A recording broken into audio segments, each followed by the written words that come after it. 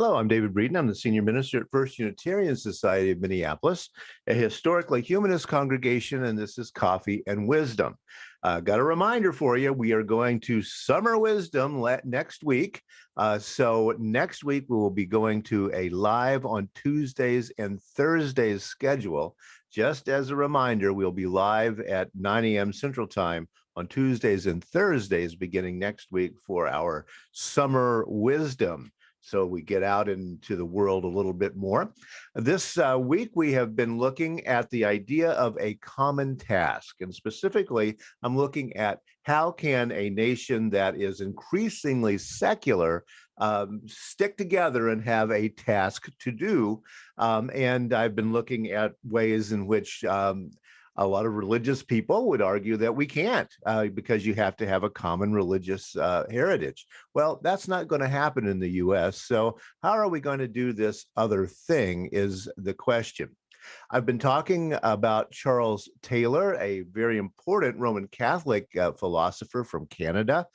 His central book is A Secular Age from 2007. The central question of that book is, why was it virtually impossible not to believe in God in, say, 1500 in our Western society, while in 2000, many of us find this not only easy, but even inescapable? That's the central question of the book. Again, Charles Taylor being a religious person, but he's taking secularity very seriously in the way that he is considering how we are changing in the Western world, what he calls the North Atlantic states. This is a common critique of secularism from Charles Taylor. Quote, "The dark side of individualism is a centering on the self, which both flattens and narrows our lives, makes them poorer in meaning and less concerned with others or society." Very common critique. And he does go into some ways that's not the case, but that is a central thesis of the book, that secularity equals concern for self and unconcern for others and for society. I mentioned this book yesterday. It's an earlier book, Charles Taylor's Sources of Self. He says that we have so many options that we have become perpetual seekers. And that is the reason for, he argues, what we call identity politics that is occurring certainly in the US, but also in Canada. And his argument is that identity politics, this idea of being perpetually seeking for the self, the authentic self, then produces this extreme individualism, and it can be politically divisive. But also, he says, and I agree, that it can also function to call us to our better selves as we examine and re-examine our attitudes, our prejudices, where we're coming from, and why we think certain things. So here are some questions that I want to ask that I don't necessarily know the answers to. Those are the right kind of questions. First is religious thinking a different way of thinking from other ways of thinking? Because Charles Taylor certainly is saying, yes, it is. But is that the case? If so, how is religious thinking different than secular thinking? And if not, what is it in other forms? What is religious thinking from a secular standpoint? I think these are central questions to ask. A lot of philosophers and theologians are thinking about these issues these days. There are lots of answers floating around out there, but the real answer, I don't know. It may still be eluding us, but these are very, very good questions to be asking, I think. Another book that Charles Taylor wrote is called Modern Social Imaginaries. He didn't make up this term, he didn't coin the term, but he uses it a great deal. The social imaginary, according to Taylor, is a matrix or web of stated and unstated assumptions that create the illusion of a particular society. So when we talk about American society, it is the American social imaginary that we are discussing. Now, one of the objections here would be, well, yes, but everybody's different. Well, that's true, but there are still statable social imaginaries going on. So another question, kind of like the former three, is are religious and secular imaginaries fundamentally different? Specifically, superficially different, not actually different, but expressed in different ways. Are they different? And if so, are they different, or are they just using different languages to talk about these things? So again, the American social imaginary, we do say that there are American values, the American way. Well, this is really talking about what, in sociological terms, is called the social imaginary. What is it? What does it look like? How does it affect people of various kinds, especially people who would then be considered oppressed groups? These are good questions. I've mentioned before Alec Ryrie, professor of history of Christianity at Durham University and a professor of divinity at Gresham College, London. His magisterial book is Protestants, the Faith That Made the Modern World. I definitely recommend it if you have any interest in European and then American Protestantism at all. He is the expert on Protestantism in the English-speaking world. It's great. It's a great book. You can see lots of discussion of it online, and he has some great lectures that are available on YouTube that he does at Gresham College that are recorded. Brilliant speaker, brilliant man, and absolutely central to how we understand Protestantism these days. The book that I have mentioned before that I think is very important, it's his latest book, is called Unbelievers, An Emotional History of Doubt. This book is looking at the idea of unbelief within European contexts. And I quoted this a little bit earlier in the week. The religions that will prosper in this environment, which is secularism, will be those that work with the grain of humanist ethics while finding ways to offer something that humanism cannot. Now, Ryrie is talking about liberal Protestantism, not the conservative American kind of Protestantism, by the way, which will not agree with secularism. We pretty well understand. But he is saying that the traditional mainline Protestantisms must work with ideas of humanism and secularism if they are going to survive. And I totally agree with that idea. Now, going into the book, quotes from this particular book, again, The History of Unbelief, he's going to argue that it's much older than we think it is. So he has this to say. During the persecution and religious wars of the 17th century, so the 1600s, fury at the church easily became righteous anger. Was this really how Jesus Christ would have lived? And as believers caught in the crossfire were threatened with hellfire by preachers on every side, they asked themselves the once unthinkable question: is hell just another con trick? Would a good God ever truly condemn his creations to eternal torment? Now, in an American context, we know this as universalism, but this was a question going on in the European mind in general in the 16 and 1700s. Going back to a quote from Ryrie, maybe a few people began to wonder the most truly moral thing to do was to walk away from all this so-called religion. So he's talking about people who begin, especially during these wars of religion that are raging across Europe in the 1600s. Might it be that religion is in itself an immoral thing, and I just simply, as a moral person, can no longer believe in these things? I'm skipping to an interview from Socolow, the Public Square magazine from Arizona State University, in which he says, in fact, anxiety about unbelief stretches back even before the Reformation in the 16th century. And indeed, he does trace this back into the 12 and 1300s.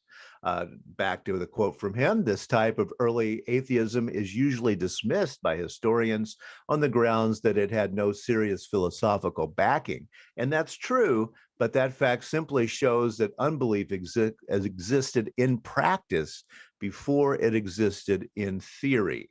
So again, notice what he's saying. Yeah, we can trace this history of atheism. We can begin with the French philosophes. We can talk about the Enlightenment, but actually, the European mind had already begun thinking in this direction long before the intellectuals began to talk about it. Right. People who read and write books have a persistent tendency, he says, to overestimate the power of ideas. But how many of us actually change our beliefs or our lives as a result of a chain of conscious reasoning? The conventional story has it that philosophers attacked religion and people then stopped believing. But what if people stopped believing and then invented arguments to justify their unbelief? This is the center of his argument in this book, and I think it's a very good idea because when I talk to people who have stopped believing, generally speaking, their answer has something to do with their moral understanding being different from and perhaps even more moral than the religious understandings that they grew up with. Back to Ryrie, quote, most of us from the Middle Ages to the present have always made the great choices about our beliefs, values, identities, and purposes intuitively and emotionally with our whole selves. That applies to religious faith, which, as we all know, is often chosen for instinctive, inarticulate, intuitive reasons, but it is just as true of unbelief. So, the very kinds of things that make people believe, and he lists those there in intuition, emotion, we feel it in our bodies. The same things that make people religious also make people unreligious if those the religious belief systems in somehow encounter with them some kind of objection on moral ethical grounds. He goes on to say, this is not because belief or unbelief is irrational. It is because human beings are irrational, or rather, because we are not calculating machines. The emotional history of belief and unbelief suggests that our intuition often has a certain wisdom to it. As Blaise Pascal, one of the 17th century shrewdest wrestlers with doubt, put it, the heart has its reasons of which reason, capital R reason, knows nothing. End quote from Blaise Pascal. He knew that we rarely choose either belief or unbelief. They choose us. And so Ryrie is saying this entire push in European thinking away from traditional Christianity, beginning in the 1500s and accelerating even faster today, is about a moral decision that Christianity itself is not a moral idea. One of my favorite philosophers that I've mentioned several times in Coffee and Wisdom over the years is Marthanussbaum, a philosopher from the University of Chicago, who says you can't really change the heart without telling a story. She's a moral, ethical philosopher, and I think she is absolutely right about this. You can't really change the heart without telling a story. And that's exactly what Ryrie is saying about what happened to Christianity, especially after the Protestant Reformation period. People began to back away, changing their hearts because the story of Christianity for them was about violence, about politics, and they simply couldn't believe in it anymore as an ethical stance. And that's discussed in her book, Political Emotions, Why Love Matters for Justice. She, like Ryrie, is very much involved in the idea that what we think we're thinking philosophically is actually very much a whole body, embodied person response to beliefs that are a counter to the general push, especially in the US, of conventional Christianity. But no, a lot of us just can't go there because of our moral objections. Indeed, one of the things that we're seeing, and this is Pew Research, and it says change in regional distribution of Christians between 2010, 10 years ago, and 2050. And one of the things that you're going to notice if you look at a chart like this, and you can look it up online, is that the global South by 2050 will have over 50% of all Christians.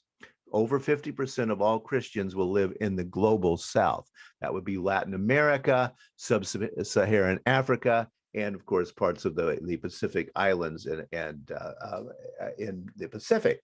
So how many Christians will actually be in the old birthplace of Christianity, those places where the colonizers were coming from and making other people be Christian or else? Well, only about 25% of the Christians by 2050 will live in North America and Europe. So we're looking at a major change in the gravity, shall we say, of Christianity, so that it is moving toward the global south. And again, I think Ryrie is correct that the Protestant Reformation set into play an idea that could occur to people, which is that, wait a minute, Christianity itself has some real moral problems to it. And so in North America, that would be the US and Canada, and in Europe, away people go from the Christian tradition, and probably only somewhere around 9 to 10% of Americans will be Christian in North America, and then in Europe, and even less. So we're really looking at a change in how the colonized Christianity is spreading out around the world. So back to my questions: is religious thinking a different way of thinking from other ways of thinking? If so, how is it different? And if not, what is it like in other forms? Ryrie would definitely argue that it is not different, that actually it is an intuitive moral decision making process for our higher values. But if that's true, then how are we going to have a common working idea of society when most people will be not at all religious? Again, this frightens conservative religious people, not so much for we liberals, especially humanists, but it is definitely something we're talking about in the world today. Thanks a lot for listening. I'll be here Sunday, 10:30 a.m. Central Time, bearing the lead, the power of May Day. I want to talk about the stories of May Day and what makes this time of year especially interesting for new ideas and new projects. And we'll be back tomorrow to summarize what we've been talking about in terms of secularity and a common purpose for this week. Thanks a lot.